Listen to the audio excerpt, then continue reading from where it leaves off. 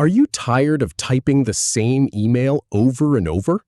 Learn how to save and reuse email templates in Gmail in under 2 minutes. I'll show you exactly where to find the template option and how to save your first template.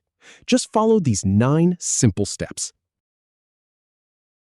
Start by heading over to your Gmail homepage. Then, go ahead and click on the Compose button in the top left sidebar to open a new message. If you have a signature set for new emails, make sure to delete it first. Then type out the email or message you want to save as a template. In the Compose window, click the More Options icon, those 3 vertical dots, at the bottom right. Then hover your mouse over Templates in the menu. Now select Save Draft as Template. Finally, click on Save as New Template.